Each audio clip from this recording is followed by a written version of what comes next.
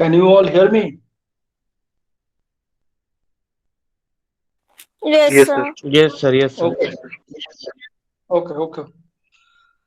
In the last class, we have talked about insertion sort, we have talked about selection sort, and then we started merge sort. Okay, and we have talked about the basic idea behind the merge sort. So today we will look at the merge procedure, and we will try to understand how merge of the is done. Okay, for merge sort algorithm. So this is the merge procedure where we will see how merge operation is done. So here you can see that merge procedure takes four arguments. The first argument is array A.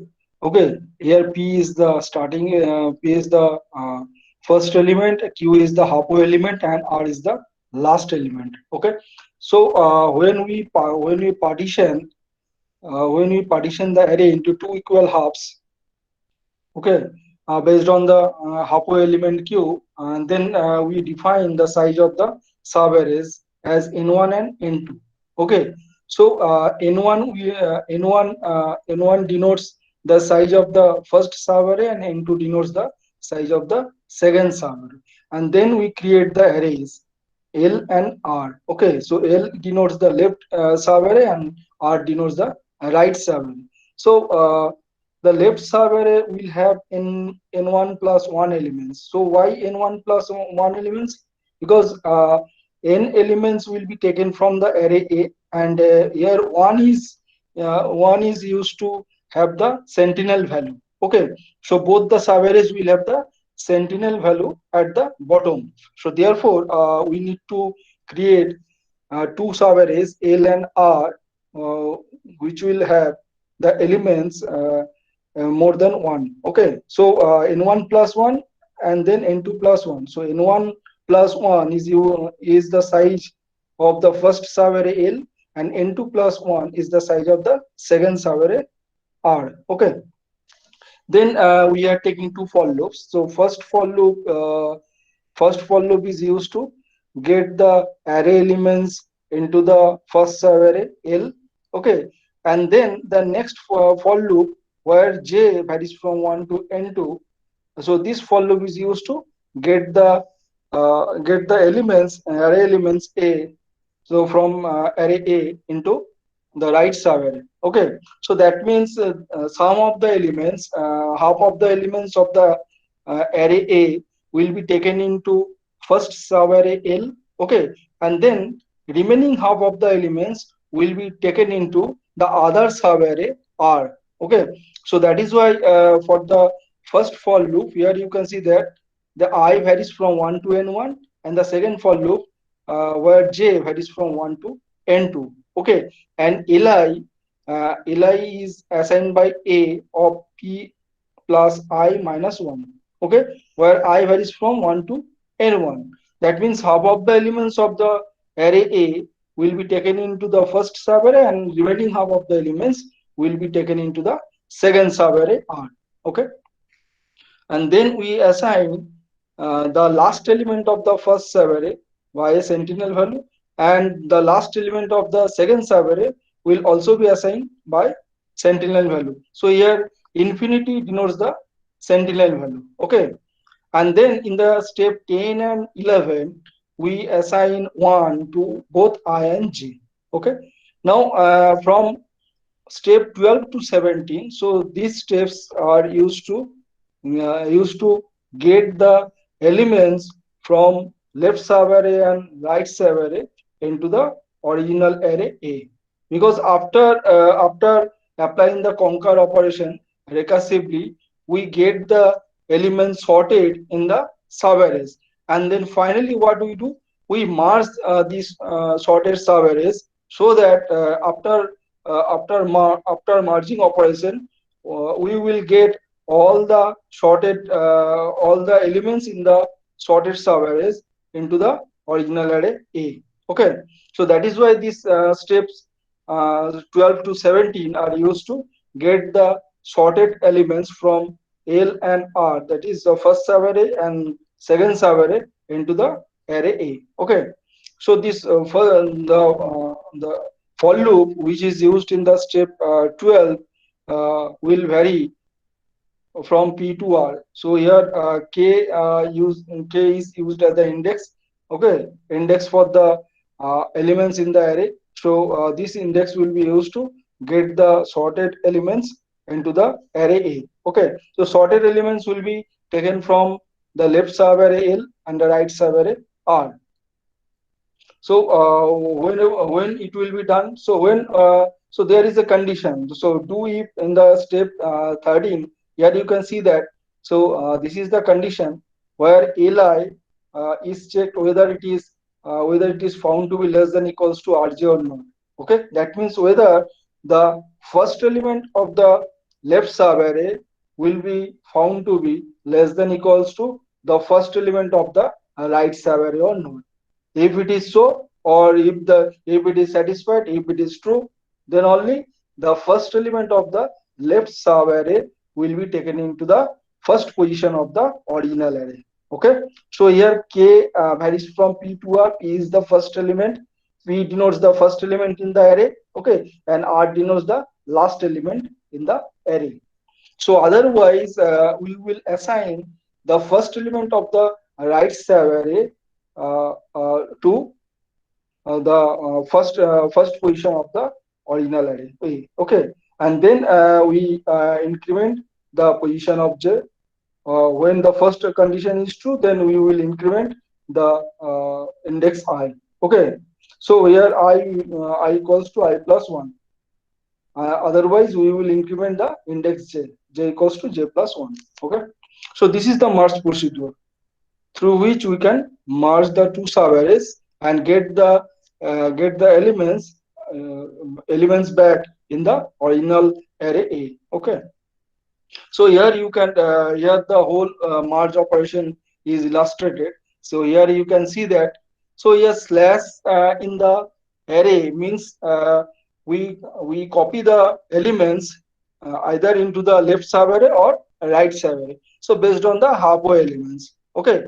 So since we initially we divide the array into two equal halves, and then recursively we divide the subarrays into equal halves. Okay, so here you can see that the here slashes are used to denote that we copy the elements from the array A to the left subarray and right subarray, either the left subarray or right subarray. Okay, that means half of the elements will be there in the left subarray and half of the elements will be there in the right subarray. So after having the elements sorted in the left subarray and right subarray, so our task is to we merge the sorted subarray and we get back the elements in the sorted subarray, so back into the original array A. Okay, so here index I and j both are used to denote the keep the track of the elements in the sorted subarray L and R. Okay, so when we use the slash in the sorted subarray, that means when the entries in the subarrays will make slash, that means we return back the element into the array A. Okay, that means here you can see that in the first step we take the element 1 into the array A. That is why we make slash the first position of the right subarray. Okay, so here we make the slash of the first position of the right subarray. Okay, so before that j indicates the uh, element in the first position in the right subarray. Okay, and then when we take the first element into the array, then we increment the j. Okay, because one is first element of the right subarray is found to be less than that of the first element of the left subarray. Okay, so here one is less than 2, so therefore first element that to be taken into the array will be 1. So that is why we make slash the first element of the first element in the right subarray. So then we increment after taking back the elements into the array, we increment the j. Okay. So we increment j. So now j indicates, now j points the second element in the right subarray. Okay. Now we will again compare the first element of the left subarray and second element of the right subarray. So in this case, both the elements are found to be same or identical. Okay, so therefore anyone can be taken into the array. So we take the element first element of the left subarray into the array A. Okay, so both the elements are same, both the elements are identical. Therefore, we take the first element of the left subarray into the array A. That is why we make the slash the first element of the left subarray. Okay, so similarly we can get the other elements into the array after comparing the key value of the elements, and then accordingly we can increment I, both I and j. Okay, so so here you can see that when all the elements are taken back into the array, so what are the remaining elements to be found in the left subarray and right subarray? So that element will be sentinel value. Okay. Now I and j, after having the last element taken back into the array A, the last element which will be exposed to the user will be the sentinel value. So both these sentinel values uh, will be pointed to by I and j. Okay. So getting the sentinel value means we have exhausted the list. We have taken back all the elements into the ordinal array A. Okay. So this is the merge operation. So these illustrations can be used to understand the merge operation in the merge sort. Okay. Now here you can see that if we look at the algorithm, then merge procedure, then here you can see that there are two for loops are used to copy the elements, array elements into left subarray and right subarray. Okay, so first for loop is used in step 4 and second for loop is used in step 6. Okay, so for these two for loops, that means the first two for loops will take order of n time, because order of n1 plus n2 gives us order of n time, and the last for loop is used to make n iterations. That means the last for loop is used to get back the elements from the sorted subarrays into the original array A. Okay, and this for loop makes n iterations, so therefore each taking constant time for order of n time. Okay, so therefore the total running time is order of n. So that means the merge procedure will take n order of n time complexity. Okay, so the running time will be order of n.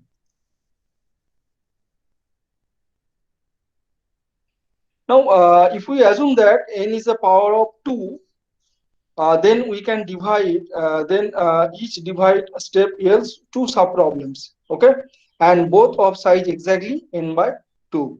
Now there will be a base case. That means the base case will occur when we found n equals to 1. Okay, so for n equals to 1, base case will occur. Otherwise, if n is found to be greater than 2, then we will follow the master steps. Okay, so first we apply the divide operation. So we compute q as the average of p and q. So here q is the halfway element of p and q. Okay, halfway element of the array with average of p and q, and this takes constant time, that is order of 1. So here divide operation takes order of 1, and conquer recursively solves two sub problems. Okay, so each of size n by 2. That means this conquer steps will give us 2 into t of n by 2 operations. Okay, so here we recursively solve two sub problems after division, and this takes 2 into t of n by 2. Okay, and lastly we apply the combine step. So here combined steps on an n element subarray takes order of n time. So we just saw that the merge operation takes order of n time. So therefore now we will sum up all these estimated time complexity, that is order of 1 plus 2 into t of n plus 2 n by 2, okay, plus order of n. Now we will sum together these estimated times, and this will give us a recurrence relation. So recurrence relation uh, so here we can have the recurrence relation Tn of order of 1 if n is found to be 1. Otherwise, if n is found to be greater than 1, then we have the recurrence relation Tn equals to 2 into Tn by 2 plus order of n. Now, if we solve this recurrence relation using master theorem, so I am not going to discuss about the master theorem, how using the master theorem you can get the time complexity of order of n log n. Okay, so you just know that we can solve this recurrence relation uh, using master theorem, and on using master theorem we can obtain the time complexity of the mass sort, that is Tn equals to order of n log n. Okay, so if we solve this recurrence relation, Tn equals to 2 into Tn by 2 plus order of n for n greater than 1, then we can obtain the time complexity of order of n log n. Okay, so order of n log n is the time complexity of the Mars sort. Now here we can understand the recurrence relation for the Mars sort using this recursion tree. Okay, so the following figure shows that for the original problem we have a cost of Cn. Okay, so cost of this problem is Cn. Okay, and this problem can be divided into two sub problems. Each will cost t of n by 2. Okay, so initially we have an original problem. The cost of the original problem is Cn. Okay, now the original problem is divided into two sub problems. So each sub problem will cost t of n by 2. So first sub problem will cost t of n by 2. Second sub problem will cost t of n by 2. Now we if we so in the second level here you can see that, so we have started from Cn, then Cn is divided into two sub problems, and here the first cost of the first sub problem is Cn by 2, cost of the second sub problem is Cn by 2. Okay, further we divide the sub problems into another two sub problems. So Cn by 2 is divided into t of n by 4, t of n by 4, and again the other sub problem which cost Cn by 2 is divided into t of n by 4 and t of n by 4. So in this way we can expand the recursion tree until the problem size we get down to 1. Okay, that means at the last level we will get the sub problems, and cost of each sub problem will be C. Okay, and if we so n number of C's will be there, so n number of sub problems will be there. That means if we multiply the n with cost with cost with all the sub problems, and then we will have Cn cost. That means this Cn cost is nothing but the cost of the original problem. Okay, so cost of the original problem is Cn, and when we sum up all the cost of the all the sub problems, then we will obtain the cost of the original problem, that is Cn. Okay, so this division will take log n. Okay, so this division will take log n. So that means the top level has cost Cn, the next level down has two subproblems, each contributing cost Cn by 2. The next level has four subproblems, each contributing cost Cn by 4. So each time we go down one level, the number of subproblems doubles. Okay, but the cost per subproblems half. So therefore, cost per level stays the same. So therefore, the height of the recursion tree is log n, and there are log n plus 1 levels. Okay, so we obtain this understanding about the complexity of the complexity of the merge sort. So say, which is found to be same as that of the time complexity that we have seen in case of binary search. Okay, so in case of binary search, we get the height of the uh, height of the tree as log n. So here, yeah, similar to the binary search, here we get the height of the recursion tree is log n, and there are total n log n plus 1 levels. Okay, so here we can see the log n plus 1 levels. Okay, so by using mathematical induction, we can easily solve this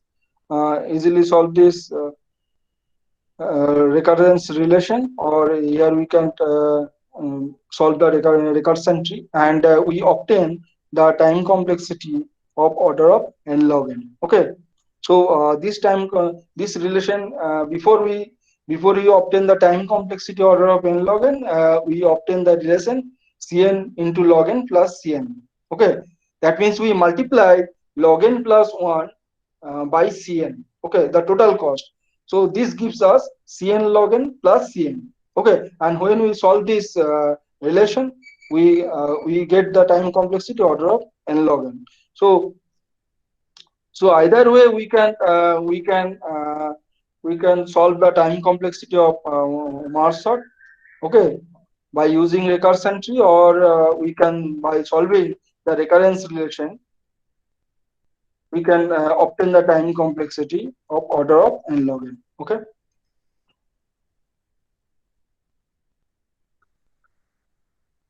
Now we will be talking about the quick sort algorithm. So similar to the merge sort, quick sort is also based on the principle of divide and conquer strategy. Okay. So here quick sort is found to be an algorithm of choice in many situations, because it is not difficult to implement. It is a good general purpose sorting algorithm. Okay, and it consumes relatively fewer resources during execution. So during execution, quicksort uh, quicksort consumes relatively fewer resources. Okay, now there are some good points and bad points about the quicksort. Now what are the good points? The first the first thing is that first good point about the quicksort is it is in place algorithm. Why it is called in place algorithm? Because it does not take the auxiliary space or auxiliary memory for execution of the algorithm. However, it uses a small auxiliary stack. Okay, so it does not use the extra memory, but instead it uses a small auxiliary stack. That is why it is called the in-place sorting algorithm. Okay, it requires only n log n time to sort n items. Okay, and it has an extremely short inner loop. Okay, so this is also included in the some of the advantages of quickshot, or you can say some good points. And this algorithm has been subjected to a thorough mathematical analysis. A very precise statement can be made about performance issues. Okay, so this is not very an important point in respect to the earlier points, but this is also an advantage of quickshot algorithm. So what are the different bad points about the quickshot algorithm? So it is, first of all, it is the recursion. Okay, so if the recursion is not available, then implementation will found to be extremely complicated. Okay, so that is why this recursive this recursion is posed as a difficult situation for the quick sort. Okay, so if the recursion is not available, then the implementation getting complicated. It requires quadratic time in worst case. So in case of merge sort, we have seen that in all three cases, best case, average case, or worst case, the merge sort takes order of n log n time complexity. But in case of quick sort, the best case time complexity is order of n log n. Average case time complexity is order of n log n. But in case of the worst case time complexity, we can see the worst case time complexity is quadratic time. Okay, or order of n square. It is fragile. Fragile means a simple. If you make a simple mistake in the implementation, then it causes the quick sort perform badly. Okay, so that is why it is fragile uh, sorting algorithm. Now how it works? Now quick sort works by partitioning a given array A into two non-empty subarrays, A of PQ, okay, I mean A of P to Q and A of Q plus 1 to R, okay, and here Q is the pivot point, okay, or simply we call the pivot. So how the partition is done? So both these partitions of the subarrays A of P to Q and A of Q plus 1 to R is done such that every key in A of P to Q is less than or equal to every key in A of Q plus 1 to R. Okay. Then the two subarrays are sorted by recursive calls to quicksort. So this is made by conquer operation. So we make the recursive calls to quicksort. Okay, and then these conquer operations does the two subarrays sorted. Okay, the exact position of the partition depends on the given array. Okay, and index q is computed as a part of partitioning procedure. Okay, so let us look at the quicksort algorithm, and then we will talk about the partition procedure. Okay, so if p is found to be less than r, then we partition the array. Okay, where the p is the first element, r is the last element. Here q is the pivot element. Okay, now we will make the recursive calls to quicksort. So this recursive calls to quicksort is made to make the subarrays sorted. Okay, so first we make the first subarray sorted, then we make the recursive calls to quicksort to make the second subarray sorted. Okay, and the first element of the second subarray is q plus 1, and the last element of the second subarray is r. Similarly, the first element of the first subarray is p, and last element of the first subarray is q. So we make these recursive calls to both these subarrays to get the elements sorted. Okay. Now here you can look at the partition procedure, where we use the array A with P and R. So P indicate the first element, R indicate the last element, and here X is assigned by AP. So here AP is the pivot. So here partition selects the first key AP as the pivot key about which the array will be partitioned. Okay, that means based on the pivot key, we partition the given array into two halves. So two not necessarily two equal halves, it may be two unequal halves. Okay, it may be 0 and n number. That means if the array is containing the n number of elements, then uh, we can have 1 or n minus 1 partition. We can have n by 2 or n by 2 partition. Okay, or we can have some unequal partition like n by 3 or n by 2. Okay, so this kind of partition we can have in the array. So here x represent the pivot element, okay, and then we assign I and j by p minus 1 and r plus 1, okay. Now if while then we execute the while loop. Here we repeat we repeat j equals to j minus 1. That means we decrement the j by j minus 1 until and unless we get the element aj, which is found to be less than equals to x, okay. That means until and unless we get the element aj is found to be less than equals to x, we go on decrement the index j, okay. So j equals to j minus 1. So we repeat until and unless we get the aj element is found to be less than equals to x, okay. And then we repeat on go on incrementing the index I by I plus 1 until and unless we get the AI element which is found to be greater than equals to x. So what it does, that means if the keys are found to be less than equals to AP, then we will move towards the left, and if the keys greater than keys is found to be greater than equals to AP, then we will move toward right, okay. So this while loop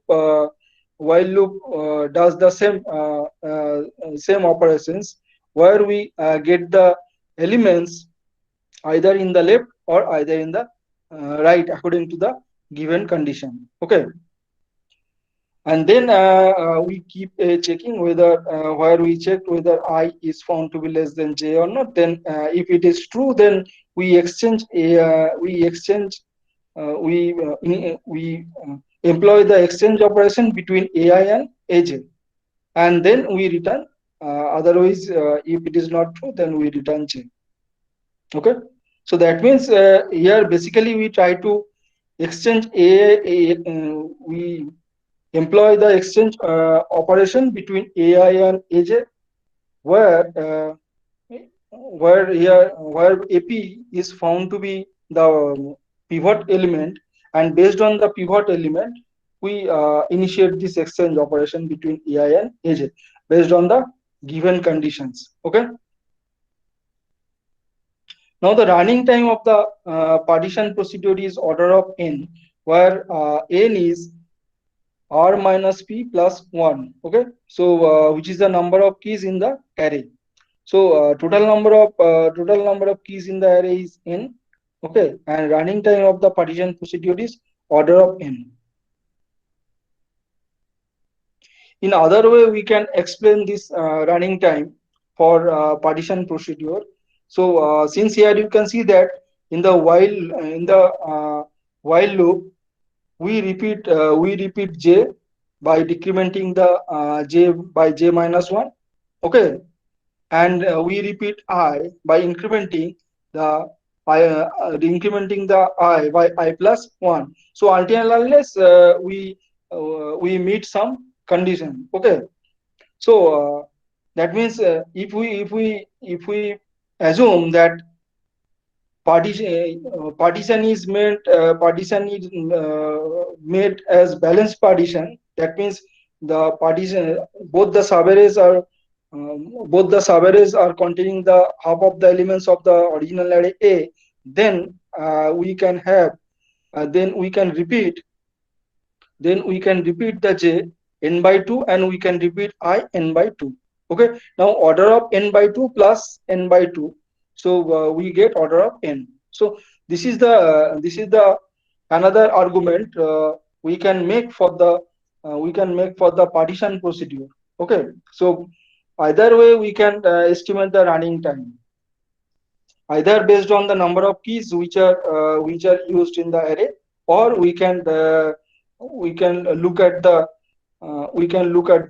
while loop, and we count how many repeats are done for index I and j until and unless we meet some condition.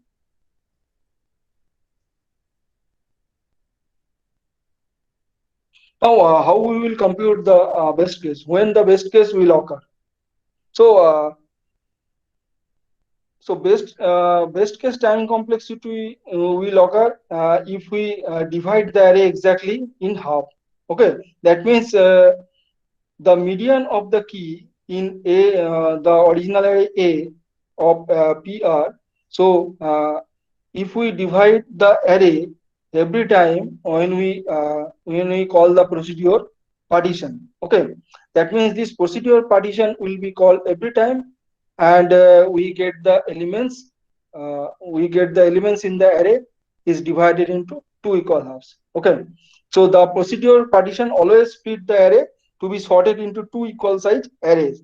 Now if the procedure partition produces two regions of size n by 2, so the recurrence relation will be T of n equals to T of n by 2 plus T of n by 2 plus order of. So this order of n is for this order of n is for the partition operation or partition procedure. And since we are dividing the array into two equal halves on every time we call the partition procedure, so therefore we get the elements in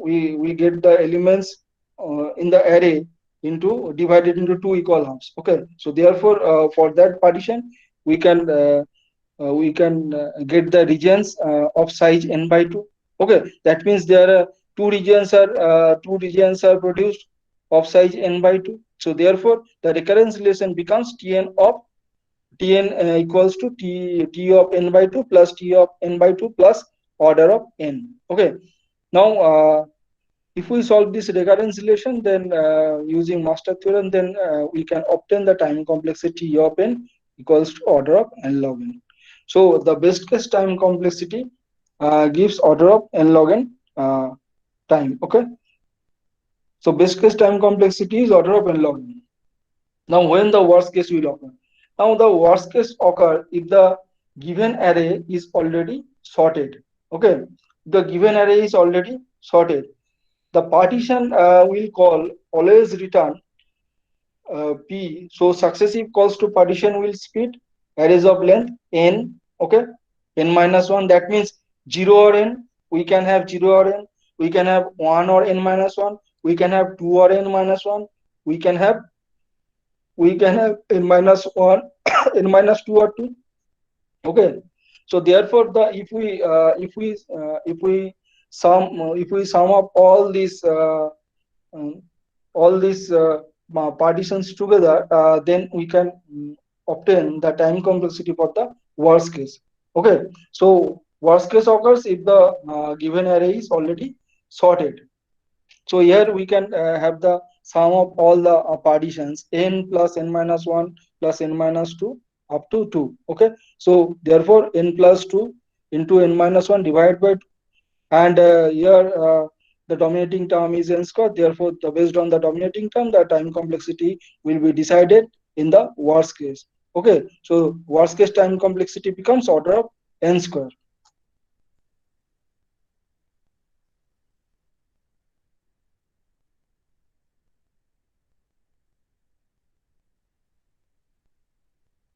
Any questions? If you have any questions, you can ask me.